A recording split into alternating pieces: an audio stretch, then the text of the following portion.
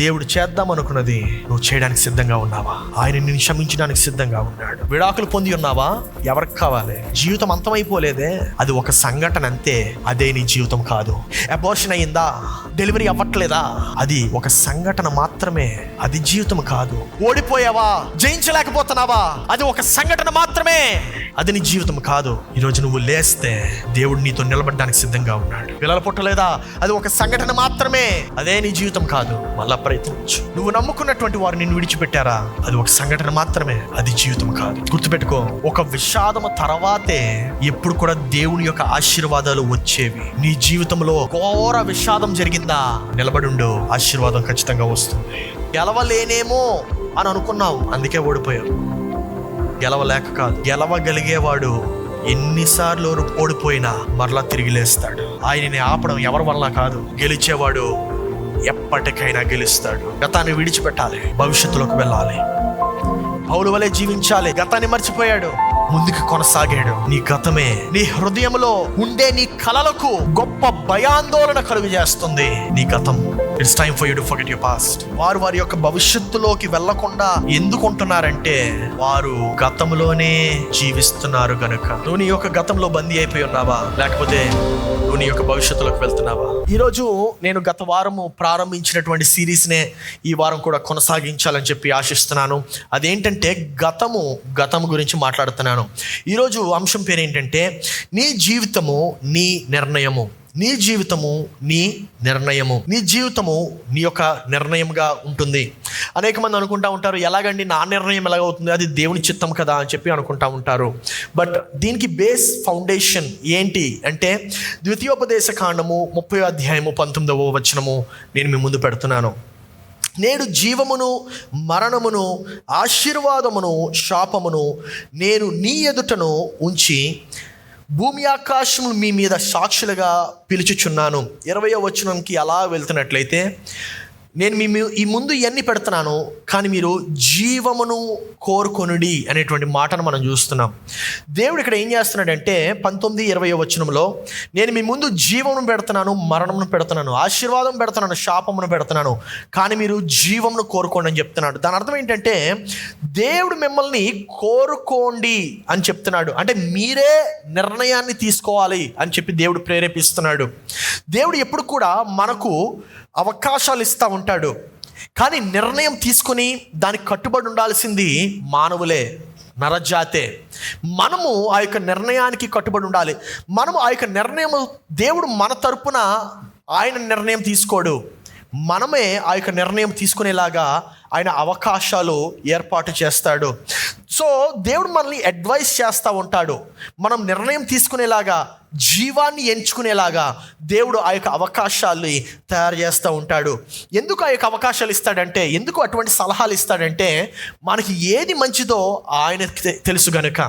He knows what is good for you. ఆయనకి ఖచ్చితంగా తెలుసు, అందుకే ఏది ఎంచుకోవాలో ఆయన చెప్తా ఉంటాడు. నా ప్రియ సహోదరి సహోదరుడా, నీ యొక్క తలంపులు కూడా, నీ యొక్క ఆలోచనలు కూడా, నీ యొక్క జ్ఞాపకాలు కూడా నీ యొక్క నిర్ణయాలు అయి ఉన్నాయి. అందుకే నీకు ఏదైతే జరుగుతుందో అది నీ యొక్క నిర్ణయం అయి ఉంటుంది. What ever happens to you is your decision. ఒకవేళ నీకు నీ యొక్క జ్ఞాపకాలు నచ్చకపోతే నువ్వు చేయాల్సింది ఏంటో తెలుసా? నీ యొక్క భవిష్యత్తును మార్చుకొని మరలా కొత్త గతాన్ని తయారు చేసుకోవాలి. అనేక సార్లు మనం మన యొక్క పాత గతంలోనే జీవిస్తూ ఉంటాం. అనేక మార్లు మనము ఆ యొక్క గతంలోనే మనం బాధపడుతూ ఉంటాం. ఆ యొక్క గతంలోనే మనం మన యొక్క జీవితాన్ని పార్క్ చేసుకొని మనము ఎక్కడికి కదలకుండా ఆ యొక్క పాత జ్ఞాపకాల్లోనే మనం జీవిస్తూ ఉంటాం.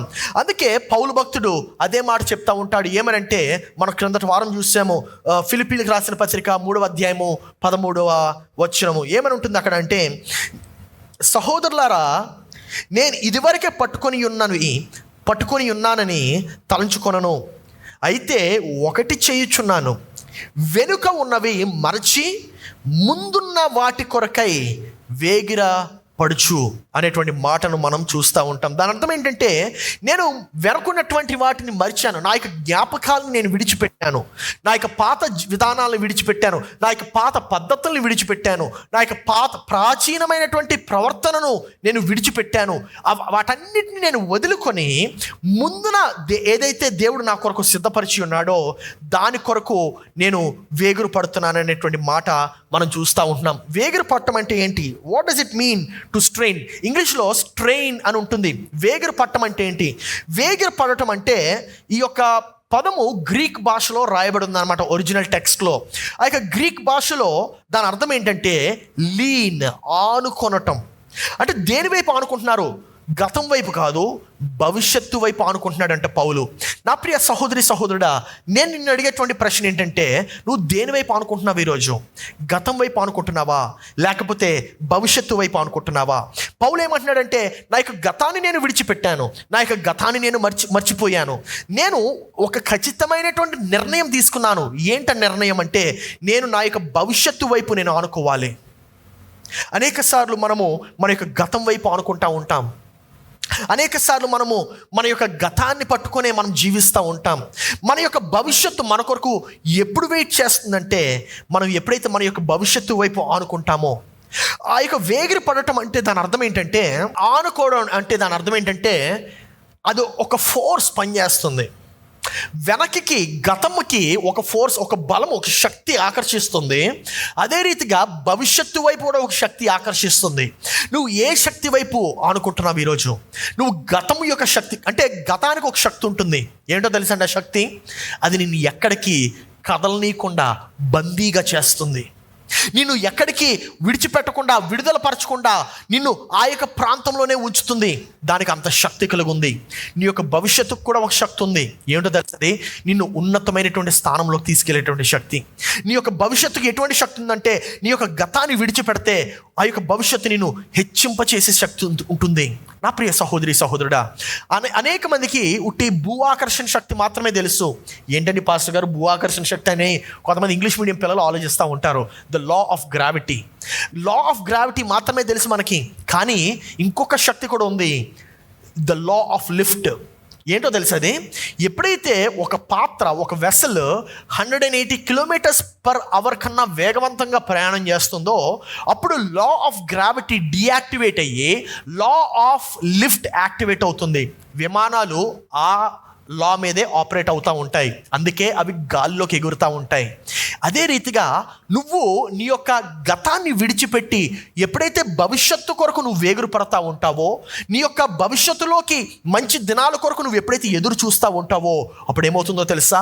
నీ యొక్క పాతవి గతించెను, ఇదిగో నూతనమాయను అనేటువంటి వాక్యం యాక్టివేట్ అవుతుంది. హల్లెలూయా. నా ప్రియ సహోదరి సహోదరా, నువ్వు ఈరోజు దేని వైపు వేగిరి పడతా ఉంటున్నావు? నీ యొక్క గతం వైపా, లేకపోతే నీ యొక్క భవిష్యత్తు వైపా? నీ యొక్క గతంలో అనేక ఆలోచనలు ఉండొచ్చు, నీ యొక్క గతంలో అనేక గాయాలు ఉండొచ్చు, నీ యొక్క గతంలో అనేకమైనటువంటి బ్రోకెన్ రిలేషన్షిప్స్ ఉండొచ్చు. నీ యొక్క గర్ల్ ఫ్రెండ్ విడిచిపెట్టిందేమో, లేకపోతే నీ యొక్క స్నేహితులు విడిచిపెట్టేశారేమో. కానీ దేవుని యొక్క వాక్యం ఏమని సెలవిస్తుందంటే, నీ గతము కన్నా నీ యొక్క భవిష్యత్తును నేను ఉన్నతమైనటువంటి స్థితిలో పెట్టబోతున్నాను. హల్లెలూయా. నా ప్రియ సహోదరి సహోదరుడా, నువ్వు ఒకవేళ విజయవంతుడిగా ఉండకూడదు అని చెప్పి ఆశిస్తున్నట్లయితే నువ్వు చేయాల్సింది ఏంటో తెలుసా? ఏమి చేయనవసరంలా. ఏమి చేయకుండా ఉంటే చాలు. విజయం నీ సొంతం కాదు. ఏమి చేయకుండా మంచి విజయవంతుడిగా జీవిస్తావు. ఏమీ లేనటువంటి విజయాన్ని నువ్వు సాధిస్తావు. అది కావాలా నీకు? అది వద్దు. మనకి ఎటువంటి జీవితం కావాలో తెలుసా? ఒక సాదృశ్యమైనటువంటి జీవితము. దేవుడు ఏ చిత్తమైతే మనలో పెట్టి ఉన్నాడో, ఏ ఉద్దేశమైతే మనలో పెట్టి ఉన్నాడో, ఏదైతే సాధించే పట్టుదల మనలో పెట్టి ఉన్నాడో, ఆ యొక్క పొటెన్షియాలిటీ అంతటినీ కూడా మనము దేవుని కొరకు విడుదల పరచాలి. నా ప్రియ సహోదరి సహోదరుడా, ఏ క్షణమైతే నువ్వు నీ యొక్క జీవితం యొక్క ఉద్దేశాన్ని చేయడం ప్రారంభిస్తావో, అప్పుడే నీ శత్రువులు ఎవరో నీకు తెలుస్తుంది. Otherwise you won't know. నీ యొక్క జీవిత ఉద్దేశము కాకుండా నువ్వు ఏం చేసినా సరే అందరూ నీకు అనుకూలంగానే ఉంటారు. నీకు అనుకూలంగా ఉండేవారు, నిజంగా అనుకూలంగా ఉండేవారు ఎవరు నీకు తెలియాలంటే, దేవుడు నీ జీవితంలో పెట్టినటువంటి ఉద్దేశాన్ని నువ్వు నెరవేర్చడానికి ప్రయత్నించు. అప్పుడు నీ శత్రువులు ఎవరో, నీ మిత్రులు ఎవరో నీకు అర్థమైపోతూ ఉంటుంది. అనేక సార్లు మనం మన యొక్క మిత్రుల్ని మన మిత్రులు అనుకుంటా ఉంటాం, కానీ వారు నిన్ను వారి యొక్క గతంలోనే బంధించి పెడతా ఉంటారు. ఏమని చెప్తారో తెలుసా? నీ వల్ల కాదు, అది నువ్వు చేయలేవు, అది నీ సంగతి నాకు తెలియదా, నీకు అసాధ్యం అది అని చెప్తా ఉంటారు. ఎందుకు చెప్తున్నారు ఆ మాట అంటే, వారి యొక్క గతముతో నీతో ఉండేటువంటి ఎక్స్పీరియన్స్ని బట్టి వారు ఆ మాట చెప్తా ఉంటున్నారు. దాని అర్థం ఏంటంటే, నిన్ను వారి యొక్క గతములో బంధిస్తున్నారు. Maybe it's time for you to leave your friends. నీ యొక్క స్నేహితుల్ని విడవాల్సినటువంటి సమయం వచ్చిందేమో. నువ్వు నీ యొక్క భవిష్యత్తులోకి వెళ్ళాలంటే కొన్నిసార్లు మనం ఖచ్చితమైనటువంటి నిర్ణయాల్ని మనం తీసుకుని ఉండాలి. ఈ యొక్క నువ్వు పెద్దగా ఆలోచించాలంటే వెంటనే ఏమవుతుందో తెలుసా? ఎప్పుడైతే నువ్వు పెద్దగా ఆలోచించడం ప్రారంభిస్తావో, చిన్న చిన్న కళలు కలిగినటువంటి వారు లెగుస్తూ ఉంటారు నీ జీవితంలోకి. ఏం చెప్తారంటే, అది నీ వల్ల కాదులే, అది నీ వల్ల కాదు. నా ప్రియ సహోదరి సహోదరుడా, పౌలు ఏమేం చెప్తున్నాడంటే, నీ యొక్క గతాన్ని విడిచిపెట్టి నీ భవిష్యత్తులోకి నువ్వు ప్రవేశించు. నీ గతాన్ని విడిచిపెట్టి భవిష్యత్తు గురించి మాట్లాడు. అనేక సార్లు మనం మన యొక్క గతం గురించే మాట్లాడతాం. నోరు తెరిస్తే గతం గురించే మాట్లాడతాం, ఆలోచనిస్తే గతం గురించే మాట్లాడతాం. కొంతమంది నిద్ర పట్టదండి, రాత్రి 12 అయినా పడుకోరు, 1 గంట అయినా పడుకోరు, 3 గంటలైనా పడుకోరు. వాట్సాప్ స్టేటస్లో అప్డేట్ చేస్తూ ఉంటారు. దేని గురించి? గతంలో జరిగినటువంటి అనుభూతుల గురించి, గతంలో కలిగినటువంటి బాధలు. You are only giving life to it again. నువ్వే నీ యొక్క గతాన్ని మరలా నీ ఒక భవిష్యత్తు కింద మారుస్తున్నావు. నీ యొక్క భవిష్యత్తు బాగుండాలంటే గతంలో చేసినటువంటి తప్పుడు నిర్ణయాల్ని తీసుకోవడం ఆపివేయాలి. నమ్మిన వారు ఆమె చెప్పండి. అంటే దాని అర్థం చాలామంది వాట్సాప్ స్టేటస్లు పెడుతున్నారనమాట అర్ధరాత్రి. పౌలు ఏమంటున్నాడంటే, వెనక్కి ఒక ప్రెషర్ ఉంటుంది, ముందుకు ఒక ప్రెషర్ ఉంటుంది. నువ్వు ఏ ప్రెషర్ అప్లై చేస్తావు? చూడండి, మనం ఖచ్చితంగా జీవించాల్సిందే, జీవించకుండా ఉండలేము. కానీ నువ్వు భవిష్యత్తు వైపు వేగరు పడుతూ జీవిస్తావా, గతాన్ని చింతిస్తూ జీవిస్తావా? నువ్వు నిర్ణయం తీసుకోవాలి. It's up to you. It is your decision. కొంతమంది అవకాశాల కోసం వేచి ఉంటారు. పాస్టర్ గారు, దేవుడు ఒక అవకాశం ఇస్తే, హలో బ్రదర్, దేవుడు ఒక అవకాశం ఇస్తే అని మాట్లాడొద్దు. దేవుడు అవకాశాలు ఇస్తానే ఉంటాడు. గుడ్. పాస్టర్ గారు, నేను ప్రార్థన చెయ్యకముందే దేవుడు నీలో ఆ యొక్క అవకాశాలు తెరిచిపెట్టాడు. హల్లెలూయా, హల్లెలూయా. నువ్వు చేయాల్సిందల్లా ఏంటంటే, నీ గతాన్ని విడిచిపెడితే నీకు కనబడతాయి కదా. నువ్వు నీ యొక్క గతాన్ని పట్టుకుని ఉంటే నీ భవిష్యత్తులో ఎన్ని అవకాశాలు ఉన్నా నీకు కనబడవు. ఎందుకంటే నువ్వు నీ గతంలోనే జీవిస్తున్నావు గనక. అవకాశం కోసం ఎదురు చూడొద్దు, నువ్వు క్రొత్త అవకాశాల్ని తయారు చేయాలి. ఆమేన్. మనం ఏం చేస్తూ ఉంటాం? రోజు ప్రార్థన చేస్తాం, దేవా నన్ను అటు బాధ పెట్టాడండి, నన్ను ఈ అమ్మాయి బాధ పెట్టిందండి. దేవుడు అయిపోయింది కదా. ఇంకా కొంతమంది ఎలా ఉంటారంటే, 20 సంవత్సరాల క్రితం నా భార్య నన్ను ఈ మాట అంది. అల్లుళ్ళు ఎలా ఉంటారు తెలుసండి? 15 సంవత్సరాల క్రితం మా మామి నాకు సరిగా పెళ్లి చేయలేదు, అందుకే నీతో. 15 అయిపోయింది, 15 సంవత్సరాలు కోల్పోయావు నీ జీవితంలో. You still talk about that day. You're losing. నువ్వు నీ యొక్క భార్యతో చక్కటి సహవాసం కలిగి ఉండాల్సినటువంటి జీవితాన్ని కోల్పోతున్నావే ఆ ఒక్క రోజు వలన. ప్రక్కవారి తిరిగి చెప్పండి, గతాన్ని విడిచిపెట్టు బాబు అని చెప్పండి. ఏమన్నా మనం నడవకపోతే ముందుకెళ్తామా? మరి ఎందుకు అక్కడే ఉంటున్నాం? స్టాండ్ వేసి మరీను చక్కగా బైక్ పార్క్ చేసినట్టు పార్క్ చేస్తున్నాం మనం మన యొక్క బ్రెయిన్ని. గతంలో కదలొద్దు, నువ్వు గుర్తుపెట్టుకో, జ్ఞాపకం చేసుకో, అసలు ఎక్కడికి వెళ్ళొద్దు, దాన్ని ఆలోచిస్తూ ఉండు. ఏ సంవత్సరం తెలుసు కదా? 2003. ఇదే సంవత్సరం 2025. రావద్దు ఇక్కడికి, అక్కడే ఉండు.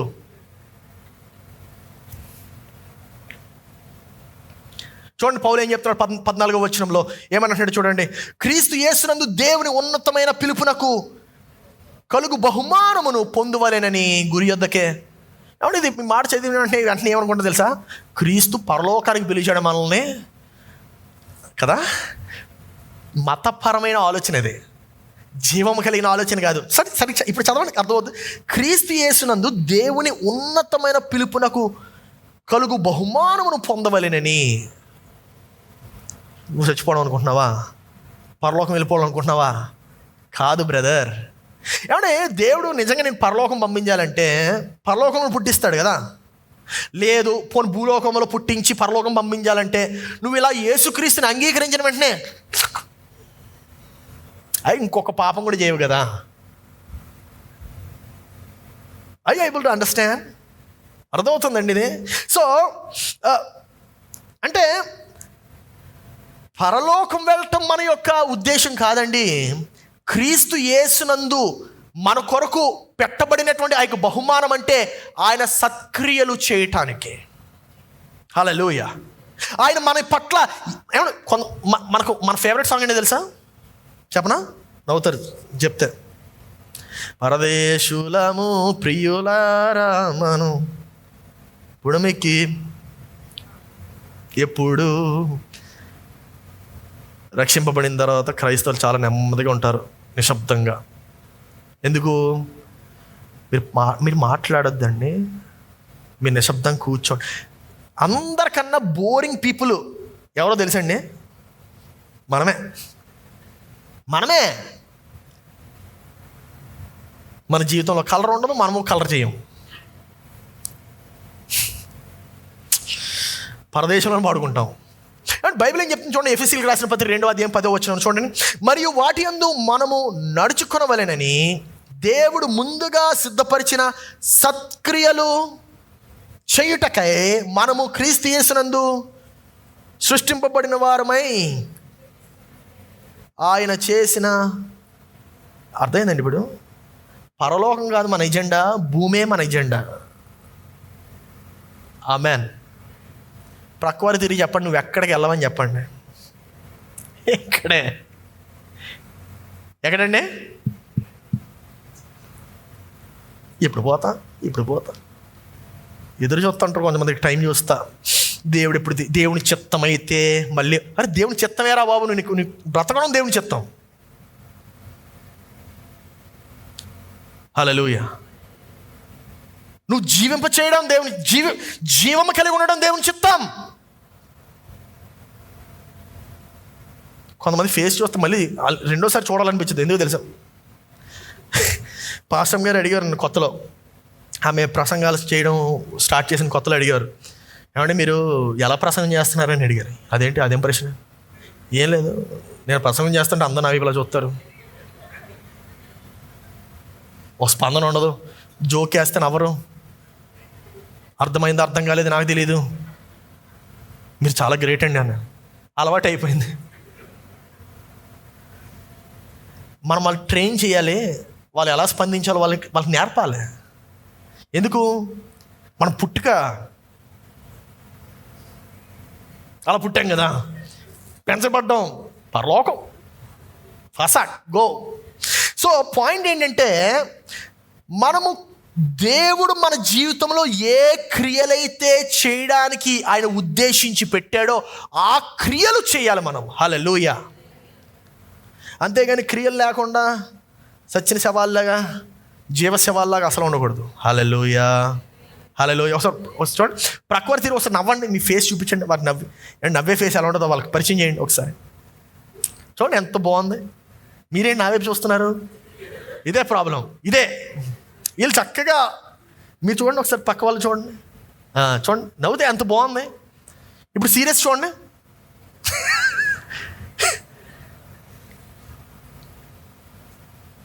మనం ఏమనుకుంటా ఉంటామంటే, అప్పుడు నరజాతి పడిపోయిందండి, నరజాతి పడిపోయిన దగ్గర నుండి మనం అలాగే ఉండాలి.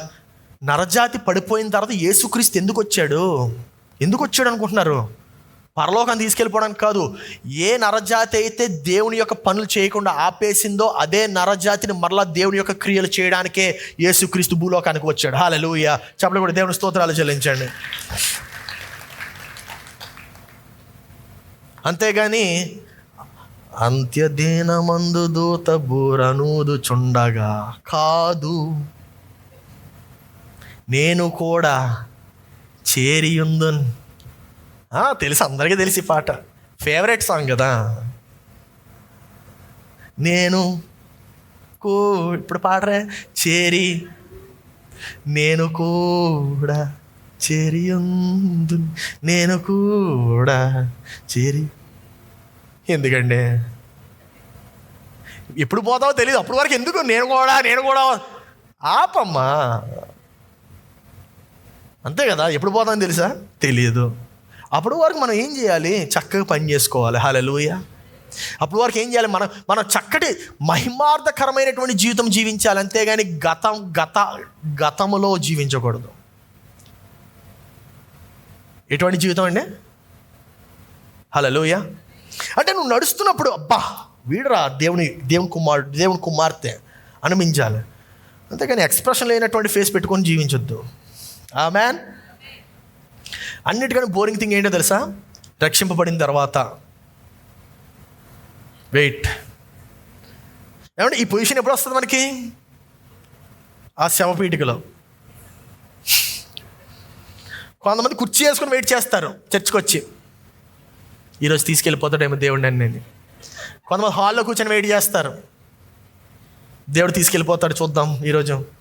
అంటే నిజంగా నేనైతే అలాగే అనుకున్నాను, రక్షింపబడిన తర్వాత బాప్తిసం పొందిన తర్వాత దేవుడు తీసుకెళ్ళిపోతాడేమో, ఈరోజు తీసుకెళ్ళిపోతాడేమో, రేపు తీసుకెళ్ళిపోతాడేమో. ఎంత బోరింగ్ ప్లేస్ అయిపోయింది తెలుసా అండి చర్చిలో. అంటే ఈ చర్చ్ తప్ప, మీరు కనీసం నవ్వుతున్నారు. హల్లెలూయా. కొంతమంది ఎంత టైట్ కూర్చుంటారు, అస్సలు కదలరు, నడుస్తున్నట్టు కూడా తెలీదు. టైట్ కూర్చొని టైట్స్ ఇస్తారు. ఏం చేయాలండి? ఏం లేదండి, మీరు ఇప్పుడే రక్షింపబడ్డారు, మీరు పరలోకం వెళ్ళిపోతారు. ఇప్పుడు మీరు జీవించినంత కాలము మీ దశం భాగం మాకు ఇవ్వండి, మీరు నెమ్మదిగా పోతారు, మీరు పోయినంత వరకు ఇలాగే చేయండి, అంతే మన ఎజెండా. మనము ఓకేనండి అదే చేద్దాం తప్పకుండా. కొంతమంది ర్యాప్చర్ కోసం వెయిట్ చేస్తారు, తెలుసా? ర్యాప్చర్ మనకు కావాల్సింది ర్యాప్చర్ కాదు, రప్చర్ కావాలి మనకి. హల్లెలూయా. దేనికో తెలుసా రప్చరు? ఆ బద్ధకానికి రప్చర్ కావాలి, ఆ డల్ థింకింగ్కి రప్చర్ కావాలి, ఆమేన్. ఆ బోరింగ్ లైఫ్కి రప్చర్ కావాలి. హల్లెలూయా. ఏమంటే మనం అసలు ఇంత అద్భుతమైన మ్యూజిక్, ఇంత అద్భుతమైన వాక్యం చెప్తా ఉంటాం కదా, కొంతమంది దాన్ని తీసుకోలేరు. ఎవరు తీసుకోకపోతే నో ప్రాబ్లం, చాలా చర్చెస్ ఉన్నాయి, వేరే చోటకి వెళ్ళొచ్చు. కానీ వాళ్ళు ఏం చేస్తారు తెలుసా? కామెంట్లు పెడతారు. మొన్న ఈ మధ్యన అభిషేకం నా తలపైన అని చెప్పి ఒక పాట మనము లైవ్లో పాడితే దానికి 1,00,000 వ్యూస్ వెళ్ళాయి అనమాట యూట్యూబ్లో. మన న్యూ లైఫ్ మ్యూజిక్ ఛానల్ అని ఉంది, ఇంకా దాన్ని సబ్స్క్రైబ్ చేసుకోకపోతే చేసుకోండి త్వరగా, అవన్నీ వస్తాయి, మీరు కూడా దీవింపబడతారు. చక్కగా 1,00,000 మంది 1,00,000 వ్యూస్కి వెళ్తే దాని కిందన నాకు తెలీదు, సాధారణంగా అయిన చూడను, మన ప్రసన్న అన్న 1,00,000 వ్యూస్ వచ్చాయండి, వెరీ గుడ్ కంగ్రాచులేషన్స్ అని చెప్పి అప్పుడు ఆ వీడియో చూస్తే దాని కింద ఫస్ట్ కమెంట్ ఏంటో తెలుసండి? అంతా బాగానే ఉంది కానీ బ్రదర్ ఆ డిస్కో లైట్లు ఎందుకట్ట వెనక. అరే ఆ పాట ఎలా ఉంది, ఆ పాటలో ఉండేటువంటి మాటలు ఎలా ఉన్నాయి, దేవుడు అంటే దగ్గర 24 నిమిషాలు పాడినట్టున్నాం ఆ పాట. 24 నిమిషాలండి ఒక పాట పాడాం.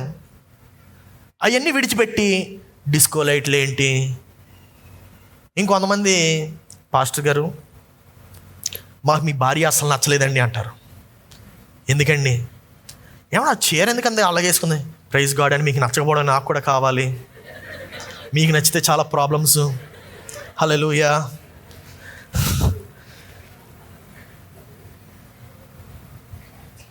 సౌకర్యంగా ఉండే చోట ఎదుగుదల ఉండదు,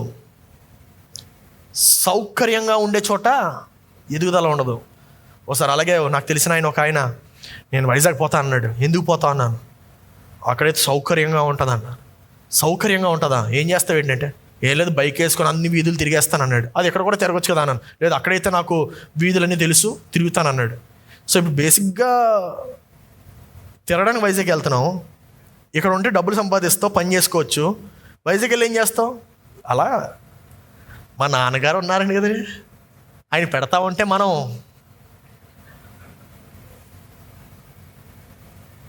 ఆయన వెళ్ళినప్పుడు ఎలా ఉన్నాడు, ఇప్పటికీ అలాగే ఉన్నాడు, ఇంకా ఘోరంగా తయారయ్యాడు. దేవుని స్తోత్రం. సో ఏంటంటే పౌలు ఏమని చెప్తున్నాడంటే, మనము దేని కొరకు వేగిరపడాలి? గతమా? చెప్పండి. ఎందుకంటే నీ గతం కన్నా నీ భవిష్యత్తే ప్రాముఖ్యము. మనం ఆ విషయం మర్చిపోతూ ఉంటాం. ఏమంటే మీకు విషయం తెలుసా, నా భార్యకి నాకు ఎప్పుడైనా గొడవ అయితే ఒక 10 నిమిషాల తర్వాత నేను వెళ్ళిపోతాను వెంటనే మా భార్య దగ్గరికి. అయిపోయింది, సారీ, క్షమించండి. మీరు పాస్టర్ గారు మీరు గొడవ పడరా? మరి మనుషులే కదండి పాస్టర్లు కూడా. ఏంటి మేమేమైనా ఫ్లయింగ్ వింగ్స్ ఉన్నాయా? లేవు. పాయింట్ ఏంటంటే ఆ యొక్క గొడవని మనం ఎంత ఫాస్ట్గా రెజల్యూట్ చేసుకుంటే మనము అంత హెచ్చింపబడతాము. హల్లెలూయా. 10 నిమిషాల గొడవలే అయ్యి, కొంతమందికి 10 సంవత్సరాల గొడవలు ఉంటాయి. అసలు ఆలోచన ఎంత ఎనర్జీ డ్రైన్ ఉంటుంటుంది ఆ 10 సంవత్సరాలు, ఆ 5 సంవత్సరాలు, ఆ సంవత్సరం మాట్లాడుకోరు భార్యాభర్తలు. ఎంత భారం అంటే దాన్ని హోల్డ్ చేయడానికి ఇంకెంత బలం కావాలి. ఆ యొక్క జ్ఞాపకాన్ని మనము పట్టుకోవాలంటే ఎంత పట్టుదల కలిగి ఉండాలండి. ఆ బలాన్ని ఏదో నీ భవిష్యత్తులోకి పెడితే ఎంత బాగుంటుంది.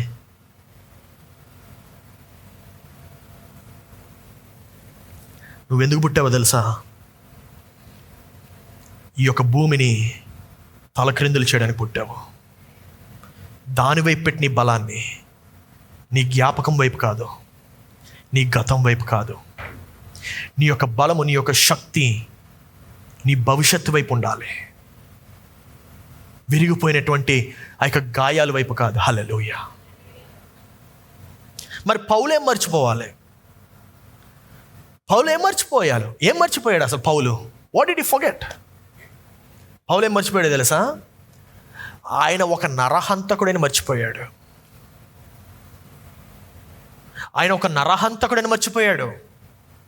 పౌలు ఏం మర్చిపోవాల్సి వచ్చింది? స్టెఫెన్ యొక్క మరణానికి పౌలే కారణం అని చెప్పి మర్చిపోవాల్సి వచ్చింది. పౌలు తన యొక్క అంగి ఇలా పడేస్తే వెంటనే రాళ్ళు తీసి స్టెఫెన్ని స్టోన్ చేసేస్తారు. పౌలే స్టెఫెన్ యొక్క జీవితానికి, మరణానికి కారణమని మర్చిపోవాలి. పౌలు అనుకుని ఉండొచ్చు, స్టెఫెనే కానీ బ్రతుకుండుంటే ఇంకా అనేక గ్రంథాలు రాసి ఉండేవాడేమో బైబిల్లో అని. ఆ యొక్క జ్ఞాపకాన్ని మర్చిపోవాలి. పౌలేం మర్చిపోవాల్సి వచ్చింది? ఎంతమందిని చంపేశాను నేను దేవుని యొక్క రాజ్యం ఎదగనీయకుండా అనేటువంటి జ్ఞాపకాన్ని మర్చిపోవాల్సి వచ్చింది. పౌలుకి చాలా ఘోరమైనటువంటి గతం ఉంది, చాలా దారుణమైనటువంటి జ్ఞాపకాల్ని పౌలు మర్చిపోయాడు. ఎంతమందిని చంపాడో కూడా పౌలుకు తెలియదు. ఒకవేళ పౌలే కానీ ఈరోజు మీ ముందు ఇక్కడ ఉండుంటే నువ్వు ఒక నరహంతకుడు అని చెప్పి మాత్రమే చెప్తావు, కానీ దేవుడు ఆ నరహంతకుడిలోనే 3% బైబిల్, నూతన నిబంధనలో 3% బైబిల్ గ్రంథాలన్నీ కూడా రాయించాడు. హల్లెలూయా. దేవుడు చెప్పలు కొట్టండి. దేవుడు నువ్వు చూస్తున్నట్టు నీ గతాన్ని చూడడు కానీ నీ భవిష్యత్తును చూస్తాడు. మరి నువ్వెందుకు నీ యొక్క గతాన్ని పట్టుకుంటున్నావు? ఈ రోజుకి కానీ మనం చూస్తే ఈ రోజుకి కూడా ఆ యొక్క జైల్లో ఆ యొక్క ఖైదీలు ఉన్నటువంటి వారు ఎంతమంది రచయితలు ఉన్నారో తెలుసా? ఈ యొక్క ప్రపంచాన్ని మార్చేటువంటి వారు ఎంతమంది ఆ యొక్క ఖైదీలుగా ఆ యొక్క జైల్స్లో ఉన్నారో తెలుసా? ఇప్పటికీ కూడా గొప్ప గొప్ప నాయకులందరూ కూడా జైలు నుండి వచ్చినటువంటి వారే. మహాత్మా గాంధీ జైల్లో ఉండొచ్చాడు, సుభాష్ చంద్రబోస్ జైల్లో ఉండొచ్చాడు, పండిత్ జవహర్లాల్ నెహ్రూ జైల్లో ఉండొచ్చాడు, భగత్ సింగ్ జైల్లో ఉండొచ్చాడు, నెల్సన్ మండేలా జైల్లోనే సగం కన్నా ఎక్కువ జీవితం గడిపాడు. పౌలు జైల్లోనే ఉన్నాడు. మోషే ఏకంగా ఆయన ఊరు నుండి బహిష్కరించేశారు, రాజ్యం నుండి బహిష్కరించేశారు. కానీ దేవుడు ఎవరైతే ఖైదీలుగా ఉన్నారో పౌలు మరియు మోషే వారికి అద్భుతమైనటువంటి రెవల్యూషన్స్ దేవుడు వారికి ఇచ్చాడు. మానవుడు చూసేది ఒక హంతకుణ్ణి, దేవుడు చూసేది ఒక పౌరుణ్ణి, రాజ్య పౌరుణ్ణి. హల్లెలూయా. నువ్వు నీ యొక్క గతాన్ని పట్టుకొని జీవిస్తున్నావా? లేకపోతే పౌలు వలె తన యొక్క గతాన్ని విడిచిపెట్టి భవిష్యత్తు కొరకు నువ్వు వేగిర పడుతున్నావా? ముందున్నటువంటి వాటి కొరకు వేగిర పడుతున్నావా? వీరికి చక్కటి బలాన్ని ఇచ్చాడు. ఏంటో తెలుసా బలము? మోషేకి మరియు పౌలుకి వారు ఖచ్చితంగా నిర్ణయం తీసుకొని వారి యొక్క గతాన్ని మర్చిపోయేలాగా వారు ఒక నిర్ణయం తీసుకున్నారు. నువ్వు నీ యొక్క నిర్ణయము ఏమై ఉన్నది? గతాన్ని పట్టుకోవడమా, గతాన్ని విడిచిపెట్టడమా? మోషే వలన ఏమైంది? ఆది కాండము, నిర్గమాకాండము, లేవీకాండము, సంఖ్యాకాండము, ద్వితీయోపదేశ కాండము, 5 గ్రంథాలు వచ్చాయి అంటే దానికి కారణం ఎవరో? మోషే. నా ప్రియ సంగమా, ఈ యొక్క ఇద్దరు కూడా నరహత్య చేసినటువంటి వారిద్దరికీ దేవుడు గొప్ప రెవల్యూషన్స్ ఇచ్చాడు. మన భవిష్యత్తు దేవుడికి ఎంతో ప్రాముఖ్యము గనక మన గతాన్ని ఆయన అంత పట్టించుకునేది నువ్వు. పట్టుకోకూడనిది పట్టుకుంటున్నావు, విడిచిపెట్టాల్సింది విడిచిపెట్టట్లే. నా ప్రియ సహోదరి సహోదరుడా, దేవుడు మోషేని కలిసినప్పుడు, ఆ యొక్క అగ్ని పొదల్లో దేవుడు మోషేని కలిసినప్పుడు నేను అనుకోవడం ఏంటంటే, దేవుడు మోషేతో మాట్లాడుతున్నప్పుడు మోషే యొక్క గతము దేవునితో మాట్లాడుతుంది. మోషే యొక్క గతము మోషేను విడవట్లేదు. అందుకే ఆ మాట అన్నాడు. ఏ మాట అంటే, ఇవన్నీ చేయడానికి నేను ఎవరిని ప్రభువా అని అడుగుతున్నాడు. ఆ మాట ఎందుకన్నాడో తెలుసా? అది స్వయం భావన సమస్య. అది it's a self crisis concept. అంటే ఆయన గురించి ఆయన ఇంకొక రీతిగా అనుకుంటున్నాడు. ఏదైతే నిజము కాదో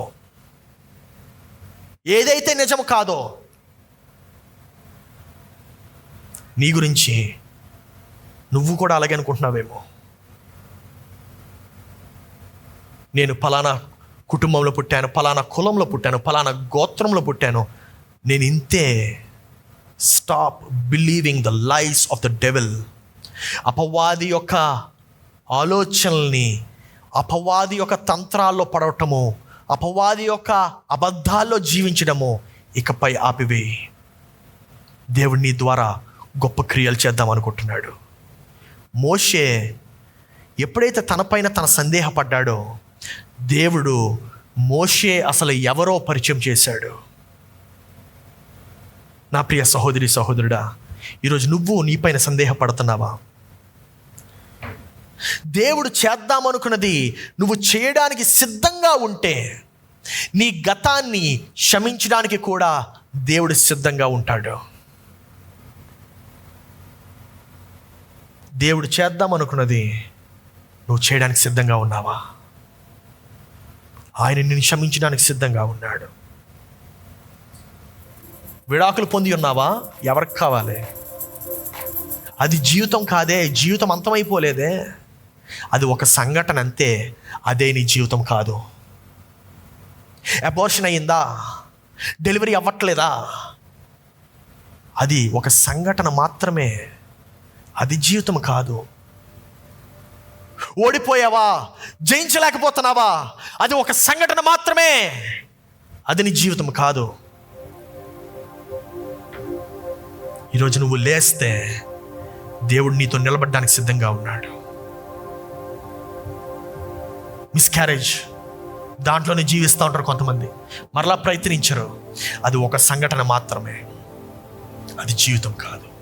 పిల్లలు పుట్టలేదా? అది ఒక సంఘటన మాత్రమే, అదే నీ జీవితం కాదు. మళ్ళా ప్రయత్నించు. నిన్ను నమ్మినటువంటి వారు, నువ్వు నమ్ముకున్నటువంటి వారు నిన్ను విడిచిపెట్టారా? అది ఒక సంఘటన మాత్రమే, అది జీవితం కాదు. గుర్తుపెట్టుకో, ఒక విషాదము తర్వాతే ఎప్పుడు కూడా దేవుని యొక్క ఆశీర్వాదాలు వచ్చేవి. నీ జీవితంలో ఘోర విషాదం జరిగిందా, నిలబడుండు, ఆశీర్వాదం ఖచ్చితంగా వస్తుంది. వస్తుంది వస్తుంది.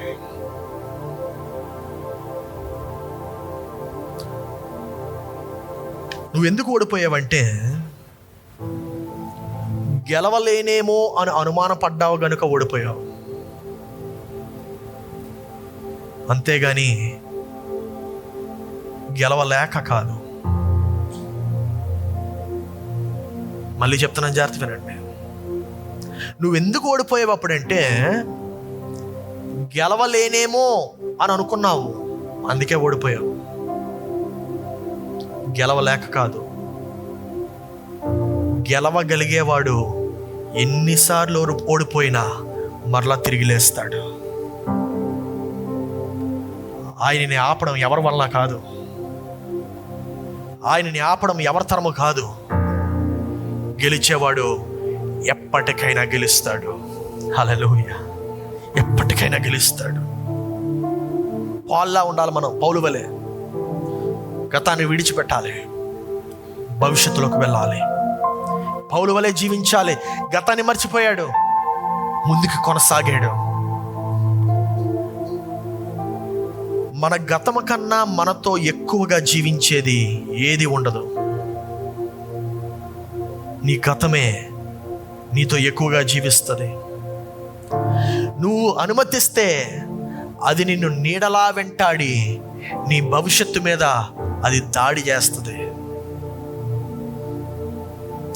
నీ హృదయంలో ఉండే నీ కలలకు గొప్ప భయాందోళన కలుగు చేస్తుంది నీ గతం. నీ భవిష్యత్తులోకి నువ్వు వెళ్ళకుండా అనేక మంది నీ గతంలోనే మీరు బందీ అయిపోయి ఎక్కువ సమయం గడుపుతున్నారు. It's time for you to forget your past. నీ గతాన్ని నువ్వు మర్చిపోవడానికి సమయం ఆసన్నమైంది. అనేక మంది వారి యొక్క భవిష్యత్తులోకి వెళ్ళకుండా ఎందుకుంటున్నారంటే వారు గతంలోనే జీవిస్తున్నారు గనుక. నువ్వు నీ యొక్క గతంలో బందీ అయిపోయి ఉన్నావా, లేకపోతే నువ్వు నీ యొక్క భవిష్యత్తులోకి వెళ్తున్నావా? కొంతమంది చాలా విచిత్రమైనటువంటి ఎగ్జాంపుల్స్ తీసుకుంటూ ఉంటారు. సినిమాల ప్రభావం వలన, దేని వలన. ఒకవేళ ఆ యొక్క గర్ల్ ఫ్రెండ్ వదిలేస్తే, లేకపోతే ఎవరైనా వదిలేస్తే దేవదాస్ పార్వతి లాగా అదే క్యారెక్టర్స్ని దాన్ని ఏమంటారు, పరకాయ ప్రవేశం చేస్తారు. అదే జ్ఞాపకాల్లో జీవించటం, దానివల్ల మందుకి బానిస అవ్వటం, వ్యసనాల్ని అలవాటు చేసుకోవడం, చేయకూడనివి చేయటం, చూడకూడనివి చూడటం, తాగకూడనివి తాగటం, తినకూడనివి తినటం, పీల్చకూడనివి పీల్చడం. ఒకసారి దేవుని గురించి, how sad it is for God. మంచి భవిష్యత్తుని చేతులారా నువ్వే పాడు చేసుకుంటున్నావు అని చెప్పి దేవుడు చింతిస్తున్నాడు. ఎందుకంటే నిర్ణయము నువ్వు తీసుకోవాలి, దేవుడు కాదు.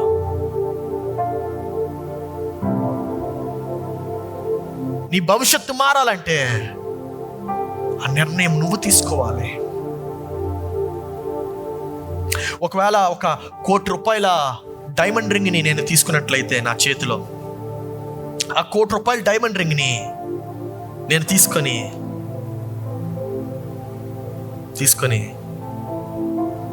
అది మట్టిలో పడేస్తే, లేకపోతే చెత్త కుప్పలో పడేస్తే,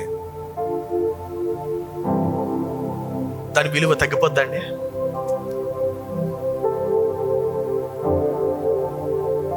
తగ్గదు. As a matter of fact దాని విలువ ఇంకా ఎక్కువగా మనకు కనబడతా ఉంటుంది. మట్టిలో కూడా మాణిక్యము. ఇంకొక కోణం ఏంటో తెలుసా? అది ఆ మట్టిలో ఉండడం వలన, ఆ పెంటలో ఉండడం వలన దానికి కూడా విలువ పెరుగుతుంది.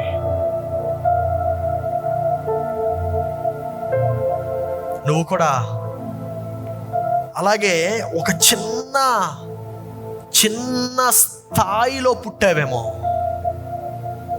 చిన్న కుటుంబంలో పుట్టావేమో, కానీ నువ్వెవరో తెలుసా? ఆ వజ్రం లాంటి వాడు. నీ వలన ఆ ప్రాంతానికి విలువ రాబోతుంది. హల్లెలూయా. నీ వలన ఆ యొక్క పరిస్థితులకే విలువ రాబోతుంది. నువ్వు దేవుని యొక్క సృష్టివి. జ్ఞాపకం పెట్టుకో. Nothing can decide your future except God. If you take your decision to move forward into the future, భవిష్యత్తులోకి పడి వెళ్ళాలి అనేటువంటి నిర్ణయంగా నువ్వు తీసుకున్నట్లయితే నిన్ను ఆపటము ఎవరి తరము కాదు. హల్లెలూయా. ఈరోజు నిన్ను ఏది ఆపుతుందో తెలుసా? నీ పాత స్వంత జ్ఞాపకాలు. నీ మనస్సులో నువ్వు ఆపివేస్తున్నావు. ముందుకి వెళ్ళకుండా, ముందుకి కదలనీయకుండా you're stopping yourself. It's time for you to leave your past. నీ యొక్క గతాన్ని విడిచిపెట్టడం ఇక్కడ నువ్వు ప్రారంభించాలి. నేను కానీ ఆలోచించినట్లయితే, నేను ఎక్కడ పుట్టాను, ఏంటి అనేటువంటి దాన్నే కానీ నేను పట్టుకున్నట్లయితే ఈరోజు నేను ఇక్కడ నిలబడేవాడిని కాదు. మీ అందరినీ ఉత్తేజపరిచి మీ యొక్క జీవితాల్ని మార్చేటువంటి వాక్య ఉపదేశాలు చేసేవాడినే కాదు. నేను కూడా ఆ వజ్రం వంటి వాడిని. నేను ఎక్కడైతే ఉంటానో అక్కడ విలువనిస్తానే ఉంటాను. నువ్వులాగా ఈరోజు మీరు ఇక్కడ ప్రతి ఆదివారం వస్తున్నారంటే దానికి కారణం ఏంటి? ఇక్కడ విలువ దొరుకుతుందనే కదా. దేవుడు నన్నే అలా మార్చగలుగుతాడు అంటే నిన్ను కూడా ఆయన మార్చగలడు. హల్లెలూయా. నేను నా యొక్క చిన్నప్పుడు తీసుకునేటువంటి నిర్ణయం లాగా నువ్వు కూడా ఈరోజు తీసుకోగలవా? నేను నా యొక్క గతాన్ని విడిచిపెట్టాను, నా యొక్క పాత జీవితాన్ని విడిచిపెట్టాను. నేను వేగిరపడి నా యొక్క భవిష్యత్తులోకి వెళ్ళాలని చెప్పి నేను ఆశించాను. ఈరోజు నువ్వు కూడా అటువంటి నిర్ణయం తీసుకోవడానికి సిద్ధంగా ఉన్నట్లయితే లేచి నిలబడు, ప్రార్థన చేద్దాం. కొంతమంది వారి యొక్క ఓటమిలకి వారు బానిసై ఉంటున్నారు. వారి యొక్క పాత జ్ఞాపకానికి బానిసై ఉంటున్నారు. వారి యొక్క వ్యాపారంలో దెబ్బతిన్నారేమో, లేకపోతే ఆ యొక్క ప్రమోషన్ రావాల్సింది రాలేదేమో. గుర్తుపెట్టుకో, ఆ యొక్క ఓటమి నిన్ను నిర్ధారించదు. ఆ యొక్క ప్రమోషన్ రాలేదు కదా, ఆ యొక్క రాలేనటువంటి ప్రమోషన్ నిన్ను నిర్ధారించదు. Nothing can devalue you. ఏది కూడా నీ యొక్క విలువను తక్కువ చేయలేదు. ఎందుకంటే నీలో ఉన్నవాడు లోకములో ఉన్నవాడు కన్నా గొప్పవాడు. దేవుని యొక్క వాక్యం ఏమని చెప్తుందంటే, నీవు ఊహించిన దానికన్నా ఎక్కువ కార్యాలు చేస్తాడు. ఎప్పుడంటే నీ యొక్క గతాన్ని విడిచిపెడితే నీ భవిష్యత్తులోకి నీవు ప్రవేశిస్తావు. వెనుకున్నవి విడిచిపెట్టు.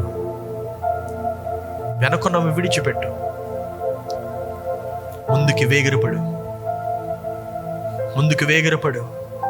2025వ సంవత్సరం ఒక నూతనమైనటువంటి సంవత్సరంగా ఉండబోతుంది. 2024వ సంవత్సరంలా ఉండదు. అదొక గొప్ప సంవత్సరంగా, శక్తివంతమైనటువంటి సంవత్సరంగా, ఒక బలమైనటువంటి సంవత్సరంగా ఈ యొక్క నూతన సంవత్సరం దేవుడు నిన్ను ఆశీర్వదించబోతున్నాడు. హల్లెలూయా. దేవా, నా జీవితాన్ని మార్చు.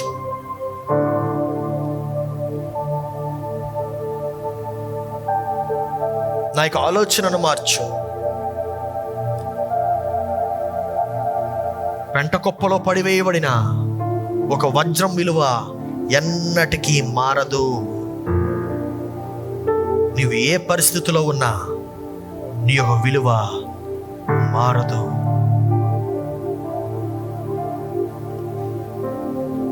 దేవా, నా యొక్క భవిష్యత్తును నువ్వు ప్రభావితం చేయని చెప్పి దేవుణ్ణి అడుగు. నేను నా గతాన్ని విడిచిపెడతాను.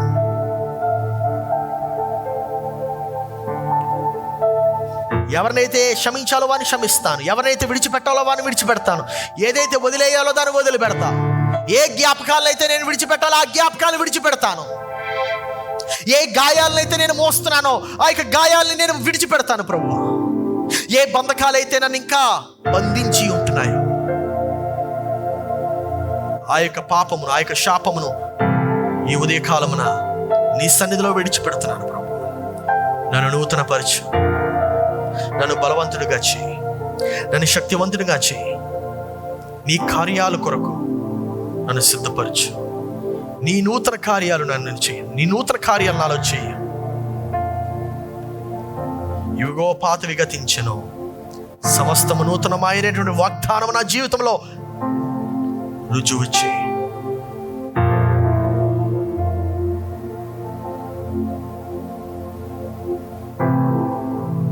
దేవా, ఈరోజు ప్రభు ఎవరెవరైతేనైనా వారి యొక్క గతాన్ని విడిచిపెట్టి భవిష్యత్తును హత్తుకోవాలని చెప్పి ఆశిస్తున్నారు, ఆ యొక్క నిర్ణయాలు తీసుకున్న ప్రతి ఒక్కరితో నీవుండిమయ్యా, బలపరచు, శక్తివంతులుగా మార్చు.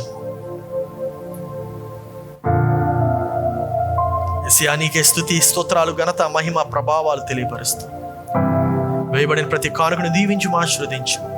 మా యొక్క మనసులతో మీరు మాట్లాడినందుకు వందనాలు. మరలా మేము శుక్రవారం కలుసుకుంటుండగా దీవించు, ఆశీర్వదించు. నీకే స్తుతి, ఘనత, మహిమ, ప్రభావములు తెలియపరుస్తూ యేసు పరిశుద్ధ నామములో అడిగి ప్రార్థిస్తున్నాము తండ్రి, ఆమేన్. మన తండ్రి అయిన దేవుని ప్రేమ, రక్షకుడైన యేసు క్రీస్తుని కృప, పరిశుద్ధాత్మ యొక్క అన్యోన్య సహవాసం విడి చేరిన మనకును సంఘమంతటికి సదాకాలము తోడయుండును గాక. ఆమేన్, ఆమేన్, ఆమేన్, ఆమేన్. హల్లెలూయా. అందరికి వందనాలు. Praise the lord. మళ్ళీ మనం ఎప్పుడు కలుసుకోబోతున్నాం? ఫ్రైడే. దయచేసి అందరూ కూడా ఇక టేబుల్ దగ్గరికి వెళ్ళి, బ్రదర్ మనోజ్ ఉన్నారు అక్కడ, మీ యొక్క నేమ్స్ ఇవ్వండి. పిల్లలైతే 10 సంవత్సరాల లో పిల్లలైతే 100 రూపీస్ మాత్రమే కట్టండి. 10 సంవత్సరాల కన్నా ఎక్కువ ఎవరున్నా సరే 150 రూపీస్ కట్టండి. సీనియర్ సిటిజన్స్కి ఏమీ లేదు. సో అది గుర్తుపెట్టుకోండి. మనకి ఆదివారం ఆరాధన, రెండవ ఆరాధన ఏ టైంకి? 10:30కి. ఓకే. పాత పద్ధతుల్లో మీరు రావద్దు. పాత పద్ధతులు ఏంటి తెలుసు కదా. 10:30కి ఆరాధన అంటే 10:30కి ప్రారంభం అవడం కాదు, 10:30 కన్నా ముందే ఇక్కడ ఉండాలి. ఆమేన్. ఈ తీర్మానం ఈరోజు నేను తీసుకుంటున్నాను. వచ్చే ఆదివారం నుండి నేను 10:30 కన్నా ముందే సంఘంలో ఉంటాను అని చెప్పే ప్రతి ఒక్కరూ ఒకసారి చేతి చూపించండి. హల్లెలూయా. గుర్తుపెట్టుకోండి, చేతులు ఎత్తే ఉంచండి, దించొద్దు. ఎవరితో తీర్మానం తీసుకుంటున్నారు? ఇది దేవునితో. ఎవరితో? మాట తప్పొద్దు. Thank you. God bless you. Have a good day.